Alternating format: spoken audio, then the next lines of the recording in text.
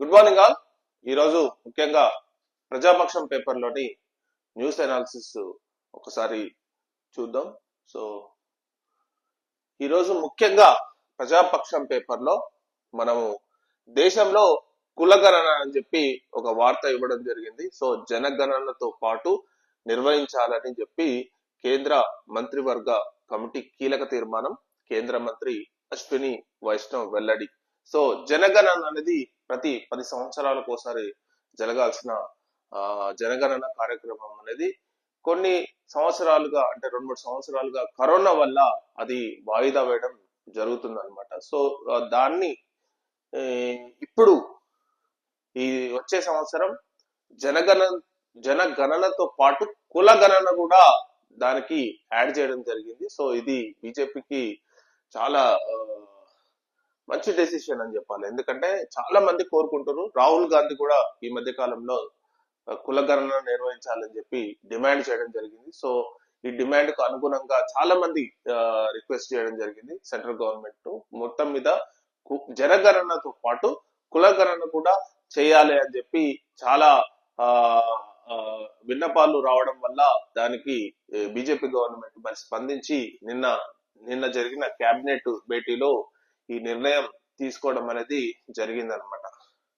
ఇంకోటి ఏంటంటే ముఖ్యంగా తెలంగాణ సాయుధ పోరాట వీరనారి కామ్రేడ్ పశ్చ కన్నమ్మ కన్నుమూత అని చెప్పి ఇక్కడ ఒకటి వార్త అయితే ఇవ్వడం జరిగింది. సో కులగణనకు తెలంగాణ ఆదర్శ నమూనా, నిర్ణీత కాల పరిమితిలో పూర్తి చేయాలి. సో తెలంగాణ గవర్నమెంట్ ఏదైతే నిర్ణయించిందో కులగణన అనేది, దానిని ఆదర్శంగా తీసుకొని సెంట్రల్ గవర్నమెంట్ కూడా జనగణనతో పాటు కులగణన కూడా చేయాలని చెప్పి నిన్న రాహుల్ గాంధీ ప్రెస్ మీట్ పెట్టి చెప్పడం జరిగింది. సో ఇది మొదటి పేపర్లోని వార్తలు.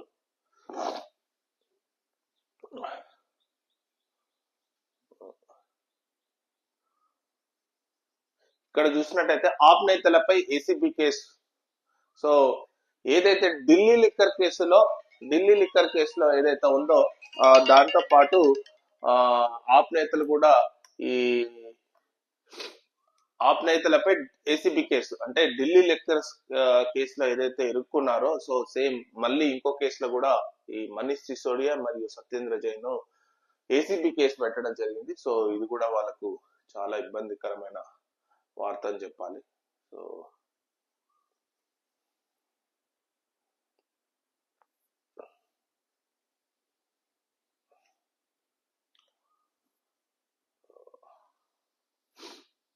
మిగతాది కూడా చూసినట్టయితే సిఎస్ గా రామకృష్ణారావు బాధ్యతల స్వీకరణ, అంటే తెలంగాణ చీఫ్ సెక్రటేరియట్ గా రామకృష్ణారావు బాధ్యతలు స్వీకరించడం జరిగింది. సో మొన్నటి వరకు, అంటే నిన్న శాంతకుమారి రిటైర్ కావడం వల్ల కొత్తగా రామకృష్ణారావు ప్లస్ ఫైనాన్స్ సెక్రటరీ కూడా కంటిన్యూగా కొనసాగుతున్నాడు. So CS and finance secretary రెండు బాధ్యతలు రామకృష్ణారావు 1991 బ్యాచ్ కి చెందిన ఐఏఎస్ అధికారి అనమాట. సో ఇతను చార్జ్ తీసుకోవడం జరిగింది నిన్న సెక్రటేరియట్ లో. సో నెక్స్ట్, సో ఈరోజు ముఖ్యంగా మేడే. సో ముఖ్యంగా మేడే సందర్భంగా కార్మికులకు, కర్షకులకు, శ్రమజీవులకు, రైతు కూలీలకు ముఖ్యంగా మేడే శుభాకాంక్షలు. ఈ మేడే అనేది కార్మిక స్ఫూర్తి అన్నమాట. ప్రపంచవ్యాప్తంగా ఈ మేడే ఉత్సవాన్ని కార్మికులందరూ జరుపుకుంటారు. ఎప్పుడో 1870 సంవత్సరంలో చికాగో నగరం, అంటే అమెరికాలోని చికాగో నగరంలో కొందరు కార్మికులు తమకు 8 గంటల పని విధానాన్ని అమలు చేయాలని చెప్పి చికాగో నగరంలో హోమెల్టీ అనే పరిసర ప్రాంతాల్లో వాళ్ళు సమ్మె చేయడం జరిగింది. ఆ సమ్మెకు నిరసనగా పెట్టుబడిదారులు మరియు అప్పటి పోలీసులు ఆ సమ్మె చేసిన వారిపై కాల్పులు చేయడం జరిగింది. సో అందులో కొందరు కార్మికులు చనిపోవడం జరిగింది. సో అప్పటి నుంచి ఆ సమ్మె తర్వాతనే మేడే, అంటే ఆ సంఘటన జరిగి మే 1 రోజు వాళ్ళ సమ్మె ప్రారంభించడం జరిగింది. సో 2nd, 3rd, 4th ఈ అల్లర్లు జరగడం, సో కార్మికులు చనిపోవడం, సో ఆ ఉద్యమ ఫలితంగానే తర్వాతనే ప్రపంచ దేశాలలో కార్మికులకు 8 గంటల పని దినాలు అనేది మొదలు కావడం జరిగింది. సో మనం ఇక్కడ చూసినట్లయితే చెలసాని వెంకట రామారావు ప్రెసెంట్ గా ఏఐటిసి ఏపీ వర్కింగ్ ప్రెసిడెంట్, అతను ఒక ఆర్టికల్ రాయడం జరిగింది. సో ముఖ్యంగా కార్ల్ మార్క్స్, ఫ్రెడరిక్ ఎంగిల్స్ అంటే 1848 సంవత్సరంలో కార్ల్ మార్క్స్ మరియు ఫ్రెడరిక్ ఏంజిల్స్ కమ్యూనిస్టు ప్రణాళిక అనేది ఒకటి రచించడం జరిగింది. ఆ తర్వాత వాళ్ళు రచించిన కమ్యూనిస్టు ఆ, అవి ప్రపంచవ్యాప్తంగా ప్రాచుర్యం పొందాయి. ముఖ్యంగా ఇంగ్లాండ్, తర్వాత ప్యారిస్ అంటే ఫ్రాన్స్, తర్వాత జర్మనీ. సో ఇలా వివిధ దేశాలు పాకిపోయి కార్మిక సంఘాలుగా ఏర్పడి తమ తమ ఆ వేతనాల కోసం మరియు పని గంటలు కుదించడానికి సంబంధించి సమ్మెలు చేయడం ఫలితంగానే ఈ రోజు మనం అనుభవిస్తున్న 8 గంటల పని దినాలు మరియు వారానికి ఒక రోజు సెలవు, ఇట్లాంటి కార్మిక లకు సంబంధించిన అంటే ఎన్నో విషయాలలో పోరాడి వాటి హక్కులను తెచ్చుకోవడం జరిగింది. సో దీనిపై మరింతగా మనకు ముఖ్యంగా AITUC AITUC AP working president అయిన చెలసాని వెంకటరామారావు గారిని మరిన్ని విషయాలు అడిగి తెలుసుకుందాం.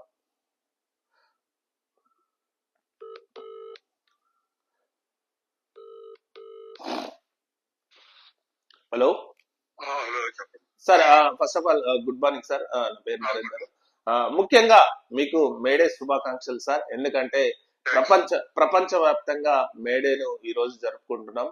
మేడే ఫలితంగానే ఈ రోజు అనుభవిస్తున్న మనం 8 గంటల పని దినాలు కానీ ఎన్నో కొన్ని కార్మికులకు చట్టాలు, కార్మికులకు అవసరాలకు సంబంధించిన వస్తున్నాయంటే అది మేడే ఫలితమే సార్. సార్ మీ మీరు ఒక ఆర్టికల్ రాయడం జరిగింది, ఇది ప్రజాపక్షం పేపర్ లో, చాలా బాగుంది.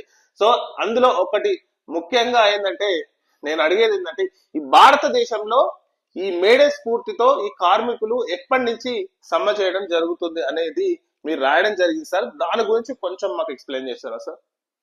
అంటే భారతదేశంలో 8 గంటల పని కావాలని చెప్పి 1862లోనే అంటే చికాగోలో జరిగిన మేడే పోరాటానికి 24 సంవత్సరాల ముందే కలకత్తాలోని హౌరా రైల్వే స్టేషన్ కార్మికులు 1200 మంది సమ్మె చేశారు. వాళ్ళు 8 గంటల పని డిమాండ్ చేశారు. ప్రధానమైన డిమాండ్ గా సమ్మె చేశారు. అందువల్ల భారతదేశంలో కూడా అమెరికాలో కన్నా ముందు నుంచి కూడా 8 గంటల పని విధానం కావాలనేటువంటి ఉద్యమం మొదటి నుంచే ఉంది. ఆ మేరకు భారతదేశంలో 1862లో నుంచి ప్రారంభించి తర్వాత కాలంలో ఈ 8 గంటల పని విధానం కావాలని కార్మికులు 1881 ఆ ప్రాంతంలోనే బ్రహ్మాండమైనటువంటి సమ్మెలు ఒక వెలుగుగా ఫ్యాక్టరీలు, పెట్టుబడిదారుల ఫ్యాక్టరీల వద్ద సమ్మెలు జరిగినాయి. దాంతో పారిశ్రామికవేత్తలు కూడా భయపడి కార్మిక ఉద్యమానికి ప్రభుత్వాన్ని వారే అడిగారు, ఒక చట్టం కావాలి అని చెప్పి. అప్పుడు 1881లోనే మొట్టమొదటి ఫ్యాక్టరీల చట్టం వచ్చింది. అప్పటి వరకు 10 గంటల నిర్దిష్టమైనటువంటి 10 గంటలు లేవు. కానీ అప్పుడు సూర్యోదయం నుంచి సూర్యాస్తమయం వరకు 10 గంటలు అప్పుడు అమల్లోకి తీసుకొచ్చారు. ఆ తర్వాత 1920లో 10 గంటల పని దినాన్ని సాధించుకోవడం జరిగింది. తర్వాత 1930-34లో అనేక కార్మిక పోరాటాలు జరిగినాయి. ఆ కార్మిక పోరాటాల వల్ల 9 గంటల పని విధానాన్ని అమల్లోకి తీసుకొచ్చారు. 1920లో ఈ దేశంలో ఏఐటిసి అనే కేంద్ర కార్మిక సంస్థ స్థాపించబడింది. అవును, మొన్ననే రీసెంట్ గా 100 సంవత్సరాలు కూడా 100 సంవత్సరాల పైన 105.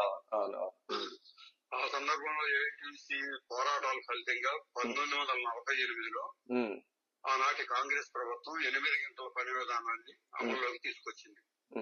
అప్పటి నుంచి ఇప్పటి వరకు కూడా భారతదేశంలో 8 గంటల పని విధానం అనేది అమలు జరుగుతుంది.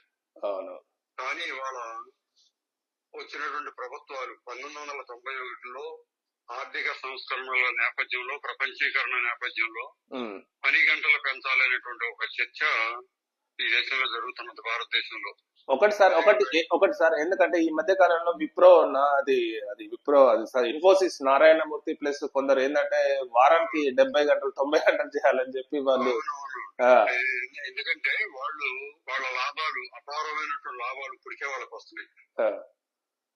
సంపద కేంద్రీకరణ జరుగుతుంది.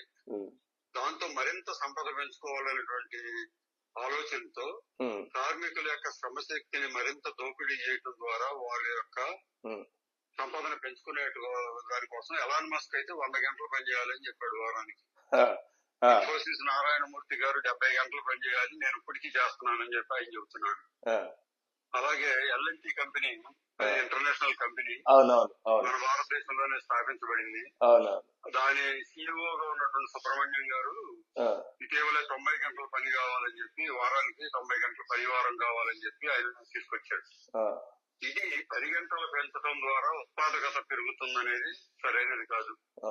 ఎందుకంటే అంతర్జాతీయంగా డాక్టర్ ఆక్ట్రాయిడ్ ఫార్ములా ప్రకారం 8 గంటలు పని చేయాలి, 8 గంటలు విశ్రాంతి తీసుకోవాలి, 8 గంటలు భౌతికంగా వాళ్ళ అవసరాల కోసం వినియోగించుకోవాలి అనేటువంటి సూత్రాన్ని ప్రపంచం అంతా కూడా ఆమోదించింది. ఐఎల్ఓ కూడా ఆమోదించింది. ఇంటర్నేషనల్ లేబర్ ఆర్గనైజేషన్ లో మన దేశం కూడా భాగంగా ఉంది. కానీ ఇవాళ 12 గంటల పని విధానాన్ని తీసుకురావాలని చెప్పి భారతదేశంలో కూడా పాలకులు ప్రయత్నాలు చేస్తున్నారు. సార్ ఒకటి సార్ ఎందుకంటే 12 గంటలు కాదు సార్, కొంచెం సాఫ్ట్వేర్ దాంట్లో అంటే ఈ మధ్య కాలంలో సాఫ్ట్వేర్ లో జరుగుతున్న శ్రమ దోపిడీ గురించి కమ్యూనిస్ట్ పార్టీ ముఖ్య నాయకులు తెలంగాణకు సంబంధించిన కూనమనేని సాంబశివరావు అసెంబ్లీలో చాలా సార్లు మాట్లాడడం జరిగింది సార్. ఎందుకంటే కనిపించని శ్రమ దోపిడీ అంటే వాళ్ళ ఆఫీస్కి పోయినాక కూడా ఇంటికాడ కూడా కంటిన్యూస్ గా అంటే అమెరికన్ టైమింగ్స్ వాళ్ళకి ఏంటంటే ఒక టార్గెట్ ఫిక్స్ చేస్తున్నారు. టార్గెట్ ఫిక్స్ చేస్తే ఆ పని పూర్తి అవ్వాలని చెబుతారు. దానివల్ల ఫార్మా కంపెనీల్లోనూ ఇదే పరిస్థితి ఉంది. వర్క్ ఫ్రమ్ హోమ్ అని కరోనా తర్వాత తీసుకొచ్చారు. తీసుకొచ్చిన తర్వాత ఏంటంటే ఇంటికాడ పని చేసుకుంటున్నారు. వాళ్ళకి కరెంట్ ఖర్చు ఉండదు, ఏసీల ఖర్చు ఉండదు, ఆఫీస్ మెయింటెనెన్స్ ఖర్చు ఉండదు, టీలు ఇచ్చే పని ఉండదు.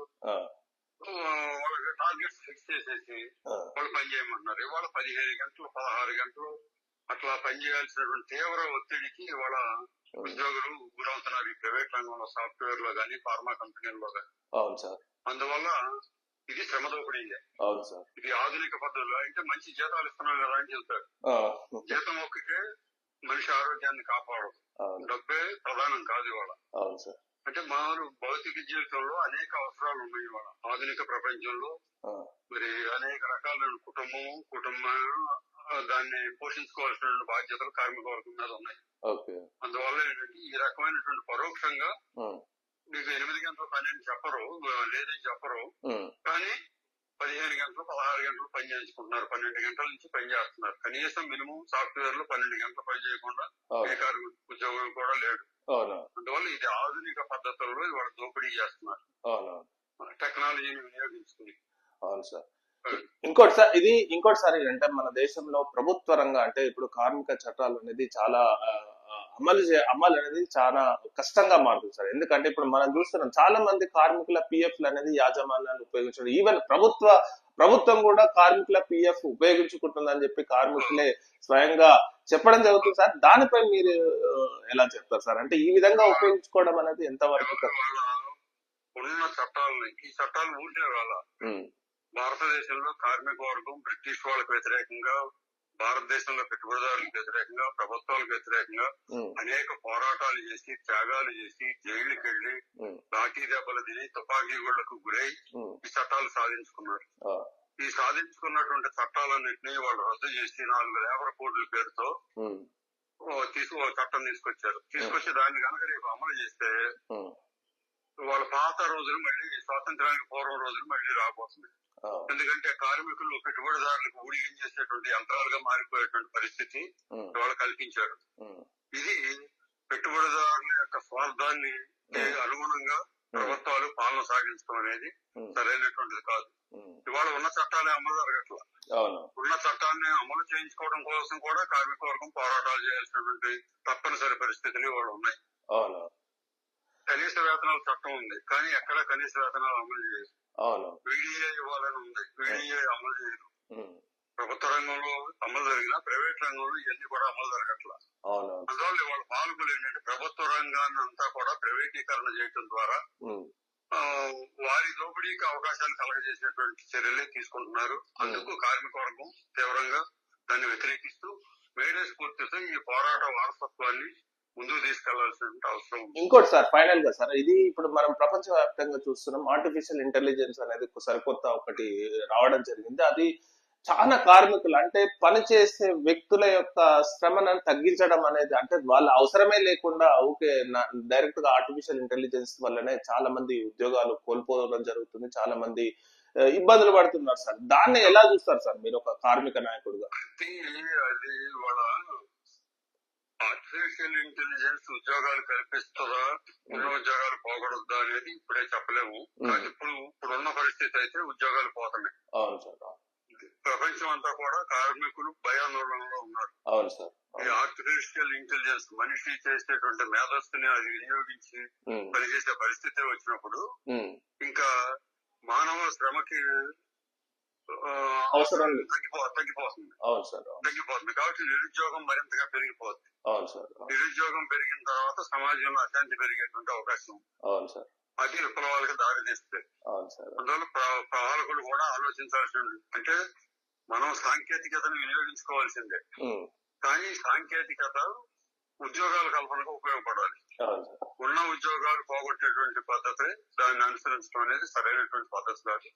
అందువల్ల దీన్ని మనం ఆర్టిఫిషియల్ ఇంటెలిజెన్స్ వల్ల ఏంటి కొనుగోడే ప్రయోజనాలు ఏంటి, దాంట్లో ఉన్న సమస్యలు ఏంటి, ఇది కొత్తగా వచ్చింది కాబట్టి ఇంకా మరింతగా అధ్యయనం చేయాల్సినటువంటి అవసరం ఉంది. ఒకవేళ ఈ కార్మిక వర్గానికి నష్టం కలిగించి ఉద్యోగాలు పోయేటువంటి పరిస్థితి కనుక ఉంటే దానికి వ్యతిరేకంగా పోరాటం చేయాల్సినటువంటి అవసరం ఉంది. కార్మికుడు ప్రజల మానవ శ్రమని వినియోగించుకోకుండా సంపద సృష్టించడం సాధ్యం కాదు. ఆర్టిఫిషియల్ ఇంటెలిజెన్స్ ను కూడా వినియోగించాల్సిన వాడి మనిషే, దాన్ని ఆపరేట్ చేయాల్సిన మనిషే. కాబట్టి మానవ శ్రమను వినియోగించుకునే దానికి, ఎందుకంటే శ్రమ లేకుండా మానవ జీవితం ఉండదు, దానికి అర్థం కూడా లేదు. కాబట్టి మానవ శ్రమను సద్వినియోగం చేసుకోవడానికి ఉన్నటువంటి అవకాశాలు, ప్రతి ఒక్కరికి పని కల్పించడం,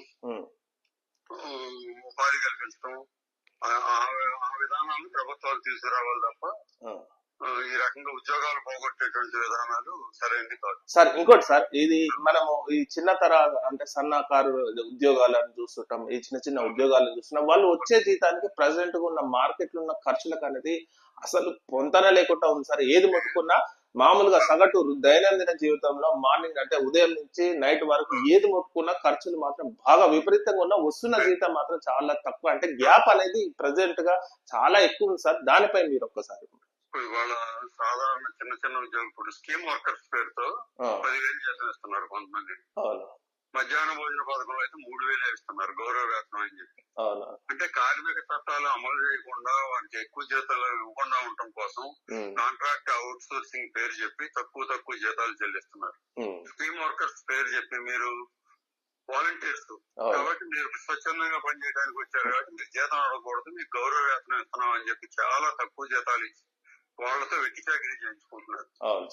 ఇదేంటంటే ఆ కుటుంబాలు బతకటానికి తగినటువంటి అవకాశం లేనటువంటి పనులు కల్పించి ఈ ఉద్యోగాలు కల్పించామని చెప్పి లక్షల సంఖ్యలో ఉద్యోగాలు కల్పించామని చెప్పి ప్రచారం చేసుకుంటున్నారు. ఇది ఏ రకంగా చూసినా అన్యాయం. ఇది అంటే ఒక కార్మిక కుటుంబం కనీసం బతకాలంటే ఈ రోజు ఉన్నటువంటి ధరలకు అనుగుణంగా, జీవిత అవసరాలకు అనుగుణంగా వేతనాల నిర్ణయం జరగాలి. అదే అంతర్జాతీయంగా అందరూ ఆమోదించింది, అదే కనీస వేతనాల చట్టం చెప్పేది కూడా అదే. అంటే ఆ రకమైనటువంటి వేతనాన్ని అమలు చేయకుండా ప్రభుత్వాలే దాన్ని ప్రోత్సహిస్తూ కాంట్రాక్ట్ అవుట్ సోర్సింగ్ పేరుతో ఈ రకంగా ఇప్పుడు వాస్తవానికి 240 రోజులు పనిచేసినటువంటి ఉద్యోగి ఎవరైనా ఉంటే అతను పర్మనెంట్ చేయాలి. కానీ ఎక్కడా కూడా దీర్ఘకాలం 10 ఏళ్ళు 20 ఏళ్ళు 25 ఏళ్ళు కాంట్రాక్ట్ కార్మికులుగా అవుట్ సోర్సింగ్ కార్మికులుగా పనిచేస్తున్నారు తప్ప వాళ్ళు ఏనాటికి పర్మనెంట్ చేసేటువంటి పరిస్థితి లేదు.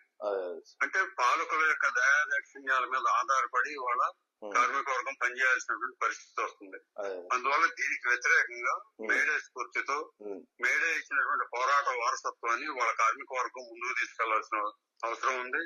ఆ రకంగా కార్మిక వర్గం తన హక్కుల కోసం పోరాడకుండా ఎవరు దయాదాక్షిణ్యాల మీద తెచ్చేవారు. కార్ల్ మార్క్స్ చెప్పింది అదే. అందుకే కార్ల్ మార్క్స్ కార్మికులు పోరాడితే పోయేదేమి లేదు, పోవడానికి బానిస సంఖ్యలు పోతాయి, అందుకని ప్రపంచంలో ఉన్న కార్మికులందరూ ఏకంగా అని చెప్పి ఆయన ఇవాడు 1845 కమ్యూనిస్ట్ ప్రణాళికలో చెప్పాడు ఆయన. అవును సార్. కాబట్టి దాని యొక్క ప్రాధాన్యత ఇవాళ మరింత పెరిగింది. కార్మికులు ఏకం కావాలి, ఐక్యం కావాలి. ఐక్యం కావడం ద్వారా పాలకుల యొక్క విధానాలను మార్పు చేసి పురోగమించాల్సినటువంటి అవసరం ఉంది. సార్ చాలా థ్యాంక్స్ సార్. ఈ రోజు నాకు చాలా అందుబాటులోకి వచ్చి మరిన్ని విశేషాలు, ఎందుకంటే ఈ కార్మికులు లేని ఏ దేశమైనా ప్రపంచం మనగుతుందంటే ఓన్లీ కార్మికుల కష్టం వల్లే, కార్మికుల శ్రమ వల్లనే సార్. సో ఈ రోజు జరుపుకుంటున్న ప్రపంచవ్యాప్తంగా జరుపుకుంటున్న కార్మికులందరికీ మేడే శుభాకాంక్షలు తెలుపుతూ మరిన్ని వాళ్లకు కార్మిక చట్టాలు మరిన్ని అవసరాలకు తగ్గట్టుగా మరిన్ని ప్రభుత్వాలు కూడా దానిపై దృష్టి పెట్టాలని చెప్పి కోరుతూ సార్ ముఖ్యంగా మీకు మరీ ధన్యవాదాలు sir. Thank you very much. So ఇదండి ఏపీ వర్కింగ్ ప్రెసిడెంట్ అయిన ఏఐటియుసి వర్కింగ్ ప్రెసిడెంట్ అయిన చలసాని రామారావు చాలా మంచి ఆర్టికల్ రాసిండు మేడే గురించి ఈరోజు ప్రజాపక్షంలో. సార్ ఇంకా మరిన్ని విశేషాలు కూడా మనకు అందుబాటులోకి వచ్చి చెప్పడం జరిగింది. సార్కు ముఖ్యంగా మరీ ధన్యవాదాలు చెప్తూ థ్యాంక్ యూ వెరీ మచ్.